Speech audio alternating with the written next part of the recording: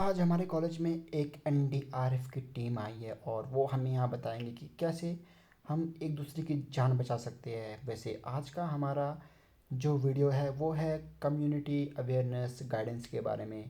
हमें इसके बारे में हमारे फौजी साहब कमांडर हमें इसके बारे में बताएंगे कि कैसे हम एक दूसरे की मदद कर सकते हैं। चलो वीडियो को शुरू गुड करते मॉर्निंग हैं। To all. सर। जैसे कि हमारे इंस्पेक्टर अशोक जी ने आपको इंट्रोडक्शन दी है,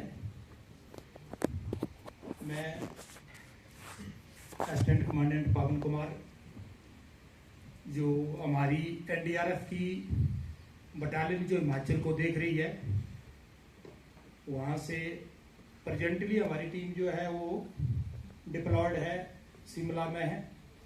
तो इस उपलक्ष्य में हम स्कूल में, कॉलेज में और जो भी वल्नरेबल पॉइंट्स हैं उनको स्टडी करते हैं, ताकि खुदा ना करे कुछ ऐसी हैपनिंग होती है तो उस वक्त हम कैसे लोगों को अवेयर कर सकते हैं और उस जगह से उनको सुरक्षित निकाल सकते हैं।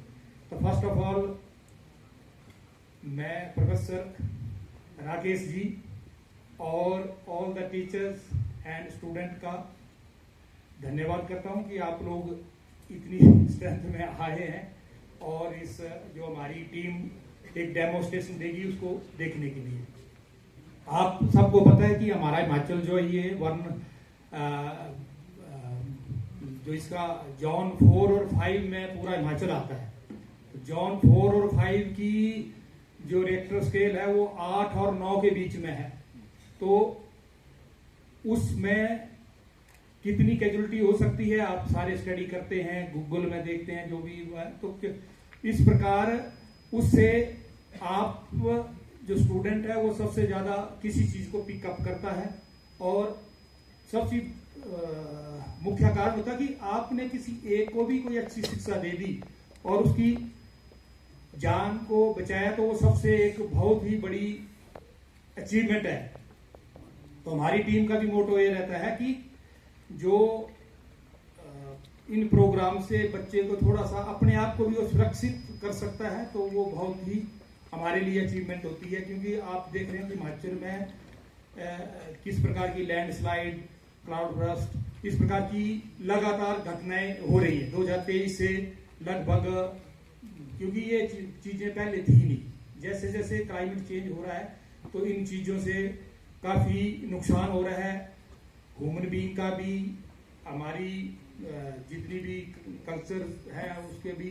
तो इसको कैसे सुरक्षित रखना है, तो मैं एनडीआरएफ के बारे में आपको इंट्रोडक्शन देता हूं कि एनडीआरएफ जो नेशनल डिजास्टर रिस्पांस फोर्स है, ये 2005 में इसका एक्ट बना था और ये 19 जनवरी 2006 से एनडीआरएफ की स्थापना हुई थी। उस वक्त सेंट्रल गवर्नमेंट ने इसकी 8 बटालियनें रेज की थी।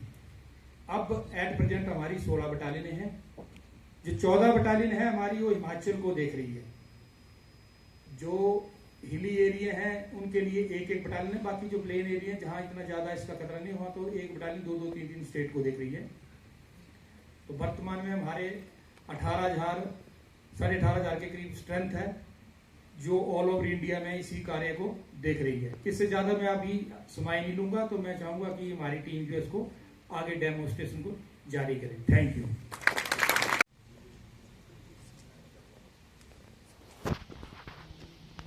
जैसे एनडीआरएफ के बारे में सर ने बताया, तो उसमें थोड़ा इलेबोरेट करना चाहूंगा कि प्रीवियस में कुछ एक ऐसे डिजास्टर्स हुए कि जिनकी वजह से एनडीआरएफ का गठन करना पड़ा था। चाहे वो भोपाल गैस त्रासदी हो, चाहे वो महाराष्ट्र में जो लातूर में अर्थक्वेक आया था 1993 में, जिसमें काफी लगभग 10,000 लोगों की जाने गई।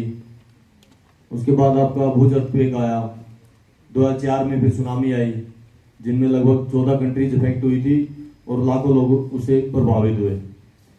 तो इन सब चीजों को देखते हुए डिजास्टर, कोई टेररिस्ट अटैक है, रोड एक्सीडेंट है, ऑयल स्पिलेज है, ड्रोनिंग है, बोट कैप्साइज है, फायर वगैरह, ये इस टाइप के जो इंसिडेंट होते हैं ये मैन मेड डिजास्टर में आते हैं। ये सर ने आपको ब्रीफ कर दिया जो डिजास्टर मैनेजमेंट एक्ट और इन सब चीजों के बारे में। एनडीआरएफ की जो ये डिफरेंट लोकेशंस की दिखाई गई कि अलग अलग स्टेट्स में जो एनडीआरएफ है उनकी यूनिट्स हैं, कुछ एक यूनिट्स हैं जो साउथ साइड में हैं, उनके पास 2-2, 3-3 स्टेट्स हैं। जो नॉर्थ ईस्ट में भी है वहाँ भी एक यूनिट के पास 4-4, 5-5 स्टेट्स हैं वहाँ भी। तो उस एरिया में वल्नरेबिलिटी को देखते हुए और यहाँ की वल्नरेबिलिटी को देखते हुए हिमाचल प्रदेश और उत्तराखंड में एक स्पेशल बटालियन का गठन किया गया है। 14th एनडीआरएफ हिमाचल प्रदेश को देखती है। जो हमारी टीम अभी जो ढली है शिमला, वहाँ पे तैनात है मानसून सीजन के लिए, ताकि मानसून सीजन में अगर कोई भी त्रासदी आती है आसपास के एरिया में तो वहाँ से रिस्पॉन्ड कर सके। उसके अलावा शिमला में ही रामपुर ज्यूरी में वहाँ पे हमारी एक पूरी कंपनी है जहाँ की एक टीम किन्नौर डिस्ट्रिक्ट में तैनात हो गई है। बाकी मानसून टाइम पे अलग अलग डिप्लॉयमेंट कर दी जाती है शॉर्ट एक टीम की, ताकि वहाँ से रिस्पॉन्स जल्दी किया जा सके। और क्योंकि लैंडस्लाइड आता है, कहीं भी रोड ब्लॉकेज हो आते हैं तो रास्ते डिस्टर्ब हो जाते हैं, तो ज़्यादा दूर से मूवमेंट करना उस टाइम पे रिस्की रहता है और टाइम टेकिंग होता है। तो इन सब चीज़ों को देखते हुए यहाँ पे एनडीआरएफ की अलग अलग जो डिप्लॉयमेंट है वो की जाती है। इसी के साथ ये कुछ एक रीजनल रिस्पॉन्स सेंटर्स हैं। जैसे अगर अभी 14 बटालियन हमारी एनडीआरएफ की बात करें तो हमारे जो आरआरसीज हैं वो नालागढ़ में हैं, सोलन डिस्ट्रिक्ट में, रामपुर में, शिमला डिस्ट्रिक्ट में, ज्यूरी में परमानेंट डिप्लॉयमेंट है। उसके अलावा सलापड़ में है और जसूर में मेन हेडक्वार्टर है। जो आने वाले टाइम पे मंडी डिस्ट्रिक्ट में बल वाला जो एरिया है वहां पे उसका मेन हेडक्वार्टर बनना है।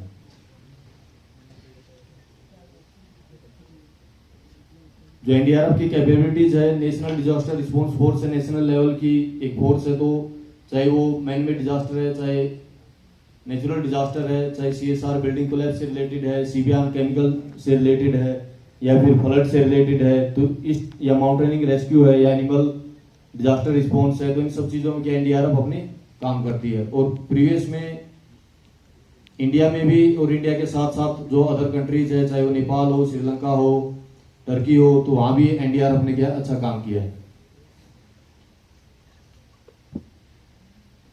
ये जो आज का डेमोन्स्ट्रेशन है इसका मोटिव रहता है कि ज्यादा से ज्यादा कम्युनिटी उसके बारे में अवेयर हो सके और फिर जरूरत पड़ने पर एक दूसरे की मदद कर सके। स्कूलों में भी स्कूल सेफ्टी प्रोग्राम्स करवाए जाते हैं, कॉलेजेस वगैरह, पंचायत वगैरह में वहाँ कम्युनिटी अवेयरनेस प्रोग्राम्स वगैरह या कैपेसिटी बिल्डिंग प्रोग्राम्स वगैरह करवाए जाते हैं। जो एनसीसी एनएसएस के स्टूडेंट्स हैं उनके लिए स्पेशल डिजास्टर मैनेजमेंट की ट्रेनिंग करवाई जाती है। कहीं पे होमगार्ड करवाती है तो कहीं पे फायर करवाती है, एनडीआरएफ भी करवाती है। तो साथ ही दूसरी एजेंसीज के साथ मिलकर मॉक एक्सरसाइज वगैरह अपनी प्रैक्टिस के लिए और ज्यादा अवेयरनेस बढ़ाने के लिए, रिस्पॉन्स बढ़ाने के लिए ये सारी चीजें की जाती हैं। अभी आपको कुछ एक जो स्किल्स हैं वो डेमोन्स्ट्रेशन के माध्यम से दिखाई जाएंगी। तो कहीं भी रोड एक्सीडेंट होता है या कुछ भी होता है, किसी को चोट लग जाती है तो वहां पे ब्लीडिंग होती है, तो उसमें उसको कंट्रोल कैसे करना है, ठीक है, तो उसकी टेक्निक्स क्या क्या हैं, उन सब चीजों के बारे में आप साथ के साथ देखते भी रहें। ब्लीडिंग कंट्रोल करने के क्या है, मुख्यतः इंडिया में जो रोड एक्सीडेंट होते हैं, और अभी भी जो लेटेस्ट जो रिपोर्ट है जुलाई के मंथ में ही शिमला में लगभग 16 डेथ्स हुई हैं, जिनमें से अप्रोक्स 13 डेथ्स रोड एक्सीडेंट में ही हुई हैं। तो रोड एक्सीडेंट में जो डेथ का आंकड़ा है वो अदर डिजास्टर के कंपैरेटिवली बहुत ज्यादा है। चाहे वो प्रीवियस ईयर्स की बात करें या फिर करंट मंथ की बात करें, तो भी अदर जो डिजास्टर्स हैं उनके कंपैरेटिवली जो रोड एक्सीडेंट्स में जो डेथ कैजुअलिटीज होती हैं वो बहुत ज्यादा होती है। उसका कारण क्या है, कुछ एक तो हमारी जो रफ ड्राइविंग है, चाहे वो ड्रिंकिंग करके ड्राइविंग कर रहे हैं या फिर रोड हिली टेरेन वजह की होने की वजह से भी, अभी वेदर खराब है तो वहां पे कहीं पे व्हीकल वगैरह स्किड हो जाता है, ठीक है, या फिर इनके एग्जांपल के तौर पे इनके हैंड में जो चोट लगी है, सबसे पहले उसको घाव को क्या है एक गोदपी से लेके साफ कपड़ा लेके अंदर से बाहर की तरफ उसको साफ किया जाता है, ताकि जो वहां के बैक्टीरिया वगैरह हैं, धूल मिट्टी है, वो दूर हो सके। उसके बाद दूसरा कोई साफ कपड़ा लेके उसके ऊपर ड्रेसिंग एंड बैंडेज की जाती है। ये होता है डायरेक्ट प्रेशर अप्लाई करना। कहीं भी चोट लगती है उसको डायरेक्ट हमने क्या है उसको ड्रेसिंग एंड बैंडेज करके उसको दबा दिया है, उससे जो ब्लड का फ्लो है वो रुक जाएगा। जो रोड एक्सीडेंट या ब्लीडिंग जो ब्लड लॉस होता है, हमारी बॉडी में मुख्यतः मेनली 4 से 5 लीटर के करीब ब्लड होता है, जो लिक्विड की क्वांटिटी होती है। तो उसमें से अगर 1.5 से 2 लीटर खून बाहर निकल गया है तो जो कंडीशन है वो सीरियस हो जाती है। तो इसलिए ब्लीडिंग कंट्रोल करना बहुत ही जरूरी है। कहीं भी ऐसा कोई केसेस मिलता है, रोड एक्सीडेंट में मिलता है, या फिर कहीं से कोई वर्कर काम कर रहा था, वहां से गिर के उसको चोट लग गई, ब्लीडिंग हो रही है, तो उसको हमें कंट्रोल करना बहुत जरूरी है। और ये क्या किया इन्होंने, उसको डायरेक्ट प्रेशर अप्लाई किया। सेकंड आता है उसको एलिवेट कर देना। एलिवेट करेंगे हम अपनी एक्सट्रीमिटीज को। एक्सट्रीमिटीज होती है जो मेन बॉडी पार्ट है उससे जो अलग है, जैसे हैंड है, मेरे लेग हैं, ये क्या एक्सट्रीमिटीज हैं, अपर एक्सट्रीमिटीज या लोअर एक्सट्रीमिटीज, इनको हम क्या है एलिवेट कर सकते हैं। इन्होंने डायरेक्ट प्रेशर अप्लाई किया, उसके बाद क्या कर दिया, एलिवेट कर दिया। थर्ड आता है इसी में प्रेशर पॉइंट्स। यहाँ पे आप एल्बो के पास देख रहे होंगे, इन्होंने क्या है पिक्चर में जो इनके जो प्रेशर पॉइंट्स हैं, जो आर्टरीज है, उसको क्या है बीच से प्रेस कर दिया है। उससे क्या ब्लड का फ्लो स्लो हो जाएगा। अगर बाई चांस आपने एलिवेट कर दिया है, डायरेक्ट प्रेशर अप्लाई कर दिया, तब भी नहीं रुक रहा है, तो आप डायरेक्ट प्रेशर अप्लाई करके वो प्रेशर पॉइंट्स को दबा के आप उसको ब्लड को फ्लो को धीरे कर सकते हैं। लास्ट आता है टोर्निकेट। टोर्निकेट उसी केस में किया जाता है जब आपका जो बॉडी पार्ट्स है वो क्या कट गया है, बहुत ज्यादा सीवियर इंजरी हो रही है, बहुत ज्यादा ब्लड लॉस हो रहा है, आपके बॉडी का जो हिस्सा है वो कट के अलग हो गया है या आधा लटक गया है नीचे, तो उस केसेस में आपको टोर्निकेट करना पड़ेगा।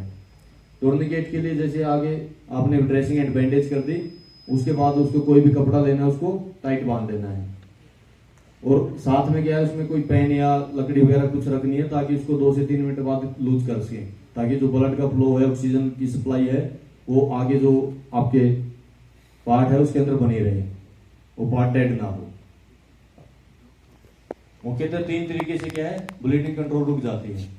अगर कई बार देखा आपने कि कोई पार्ट अलग होके नीचे गिर गया है, ठीक है, तो आजकल इतनी साइंस इतना डेवलप हो चुकी है कि उस पार्ट को अगर टाइमली आप हॉस्पिटल में पहुंचा देते हैं, उसको गीले कपड़े में रख के या बर्फ में रख के आप उसको रख के अगर जल्दी से जल्द पहुंचा देते हैं, तो क्या उसको जोड़ा जा सकता है।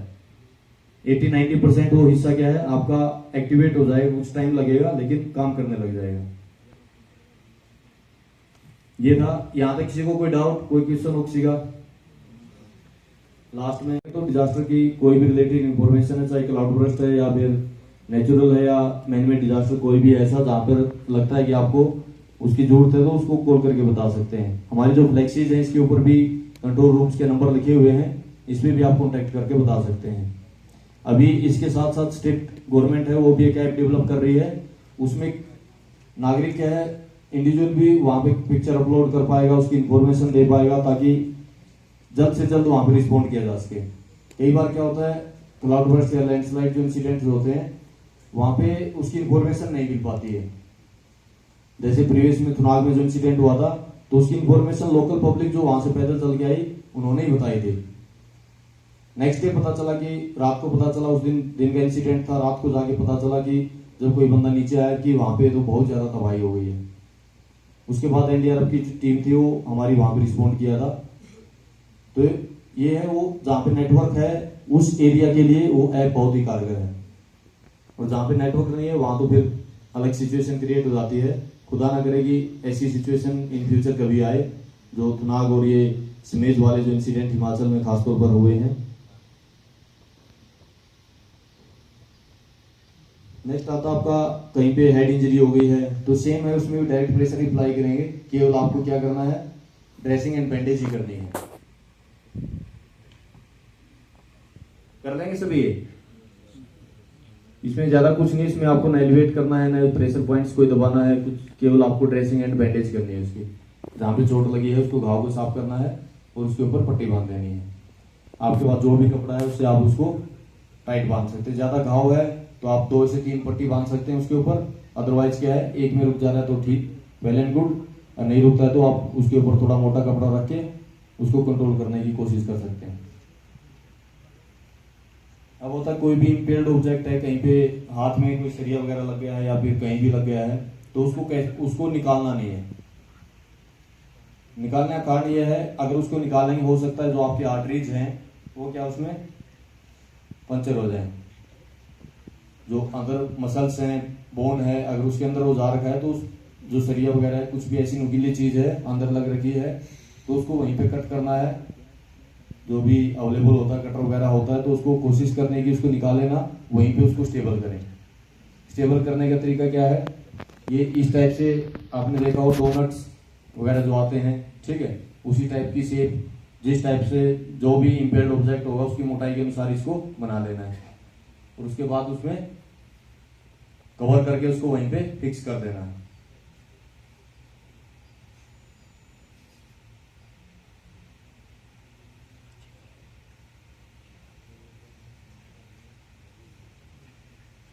पहले डोनट लगाया इन्होंने, उसके बाद एक गोज पीस वगैरह रखा, और उसके बाद उसके ऊपर क्या कर देनी है, बैंडेज बांध देनी है। मेन होता है किसी को चोट लगती है तो क्या हमें उसको हिम्मत देनी है, सांत्वना देनी है। ये नहीं कि कोई नहीं, अब कुछ नहीं हो सकता है, ठीक है। तो हिम्मत अगर किसी को देते हैं, कई बार केसेस में ऐसा होता है, कहीं घूमने जाते हैं, चाहे हाई एल्टीट्यूड में जाते हैं, तो वहां पे सफोकेशन वगैरह होने लग जाती है, शॉर्टनेस ऑफ ब्रीथिंग हो जाती है। तो वहां पे क्या मेन है, उसको वहां से नीचे जितना डाउन करेंगे उतना जल्दी रिलैक्स हो जाएगा। दूसरा, ऐसा कोई केसेस होता है, हो सकता है 4 दोस्त गए घूमने कहीं पे, एक को ऐसी प्रॉब्लम हो गई और 3 दोस्त ठीक है, तो ऐसे नहीं करना कि तो हमारे मजे खराब कर रहा है, तेरे चक्कर में हम इतनी दूर घूमने आए थे और तूने हमारा पूरा जो टूर था वो खराब कर दिया है। तो उसको सीरियसली लेना है और उसको नीचे डाउन कर देना है, ठीक है। तो ये केसेस काफी होते हैं। और फिर वहां पे ऐसे खासतौर पे जो शिशु और मनाली से आगे वाला एरियाज है, तो यहाँ पे ले वाला जो एरियाज है वहां घूमने जाते हैं, तो इस केसेस में जब तक आप एक्लेमेटाइज नहीं होते हैं, अपने आप को नहीं करते हैं, तब तक वो प्रॉब्लम बनी रहती है। क्योंकि हम क्या करते हैं, सीधा आजकल गाड़ियां 4 लेन निकल गए हैं, सीधा यहाँ से डायरेक्ट ले पहुंच जाते हैं, 1 दिन में ही 2 दिन में ही पहुंच जाते हैं बंदे। तो वहां पे जाके शॉर्टनेस ऑफ ब्रीथिंग हो जाती है और फिर प्रॉब्लम आती है काफी। तो उसको अगर आसपास हॉस्पिटल है, ज्यादा ही दिक्कत होगी तो वहां पे ऑक्सीजन सप्लाई वगैरह उसको लगाएंगे, और उसका सोल्यूशन मेन वही है, उसको हाइट से डाउन कर दो।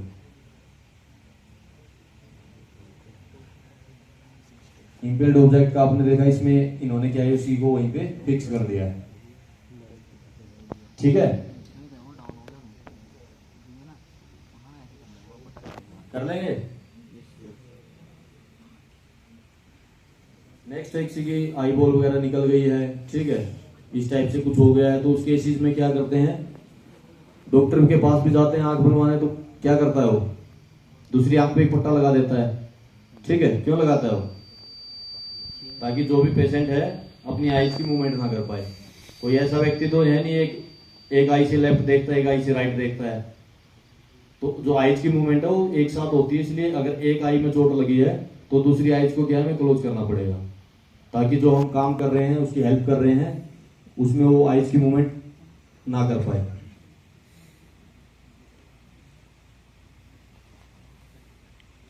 कुछ इसमें नॉर्मली जो हमारी जो आईज होती है, इसमें टीयर्स जो सेल होती हैं, उससे जो आंसू वगैरह निकलते रहते हैं, तो उसकी नमी बनाने के लिए क्या करते हैं, कोई भी कपड़ा लेते हैं, उसको गीला करके निचोड़ देते हैं, ताकि और जो पेपर कप वगैरह है उसका यूज करके भी क्या आप उसको फिक्स कर सकते हैं। बाकी जो ट्रीटमेंट है वो क्या डॉक्टर नहीं करनी है।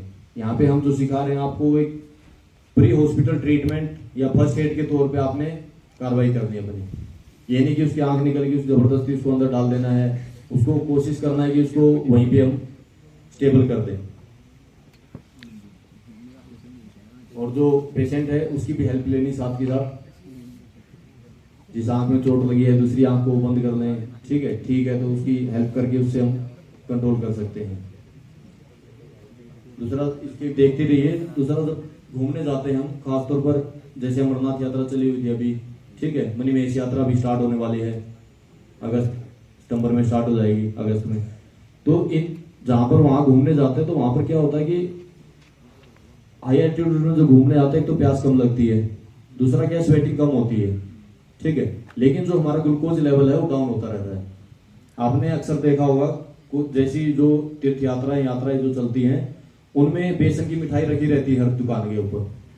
उसका एक लॉजिक है, क्योंकि आपका जो ग्लूकोज लेवल डाउन हो रहा है उसको मेंटेन रखने के लिए वो रखी जाती है। लेकिन मैक्सिमम केसेस में क्या करते हैं, जिनको शुगर डायबिटीज होती है, या फिर कुछ लोग सोचते हैं कि इसको हम नहीं खाएंगे तो ज्यादा डायबिटिक हो जाएंगे और ज्यादा डायबिटीज बढ़ जाएगी, लेकिन ऐसा नहीं होता है। या तो आप अपने साथ डार्क चॉकलेट्स वगैरह कैरी कर सकते हैं कहीं भी हाई एल्टीट्यूड ऐसे एरियाज में जाते हैं। दूसरा क्या है, जो मिठाई वगैरह रखी होती है उसको आप खा सकते हैं, क्योंकि हार्ट अटैक और जो शुगर लेवल जो बिल्कुल डाउन हो जाता है, दोनों के सिम्टम सेम ही होते हैं। डॉक्टर ही बता पाएगा कि इसको हार्ट अटैक आया था कि इसका ग्लूकोज लेवल गिर गया था। कोई एक आम व्यक्ति देख के नहीं बता पाएगा कि इसको क्या हुआ है। हमें लगेगा एकदम से चल रहा होगा और एकदम से फिर एनर्जी लेवल डाउन हो गया और वो बेहोश होकर वहीं पे गिर जाएगा। ऐसे इंसिडेंट जब हमारी टीम थी तो वहां पे ऐसे केसेज हुए हैं, और खासतौर पर जो लोग कंटिन्यू चलते रहे। दूसरे केसेज होते हैं जो लगातार ड्रिंक वगैरह करते हैं लोग और फिर कुछ टाइम के लिए छोड़ देते हैं, तो उसके जो पोस्ट एल्कोहलिक जो इफेक्ट आते हैं उनकी वजह से प्रॉब्लम आती है उनको। बोलते हैं ना, कोई भी नशा कर रहा है तो उसको धीरे धीरे छोड़ना चाहिए, ठीक है। तो ये सारी चीजें क्या है इसलिए बोली जाती है ताकि क्या है धीरे धीरे बॉडी उसके जो हैबिचुअल हो रखी थी उस चीज को रिटेन कर सके। ये क्या किया इन्होंने, आई जो ग्लासेस वगैरह लिए, ठीक है, 2 पेपर कप लिए, उसमें कपड़ा रखा और उसको क्या है ऐसे करके फिक्स कर दिया है, ठीक है। ठीक है, कोई ठीक है, दूसरी वाली आके ये नॉर्मली सभी कर लेंगे, क्योंकि कहीं भी आपका हार्ट वगैरह फ्रैक्चर हो गया है या पैर फ्रैक्चर हो गया है तो उसको आपको क्या करना है, उसको नोटबुक का यूज करके भी आप स्प्लिंटिंग कर सकते हैं। अदरवाइज क्या है आप कोई भी फट्टी वगैरह कपचे वगैरह लेके भी आप उसको क्या कर सकते हैं, फिक्स कर सकते हैं वहां पे।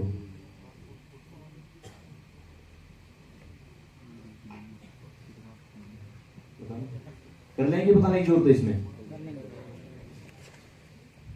तो क्या है नॉर्मली सभी कर लेंगे, ठीक है।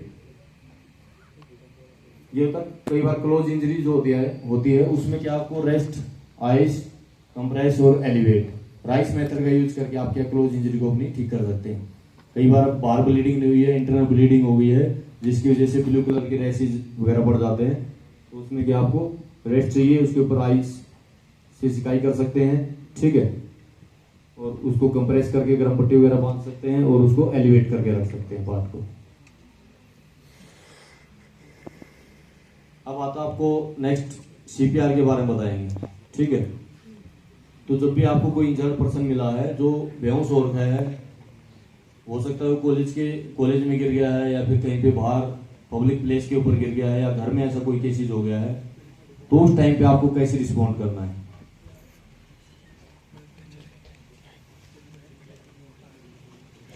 लेट जाओ। मान लो कोई व्यक्ति थे ये बेहोश हो रखे हैं, ठीक है। सबसे पहले इनका रिस्पॉन्स चेक किया जाएगा। उसके पास आना है, जानकार है तो उससे पूछ सकते हैं, या फिर जो कॉलर बोन है इनकी उसके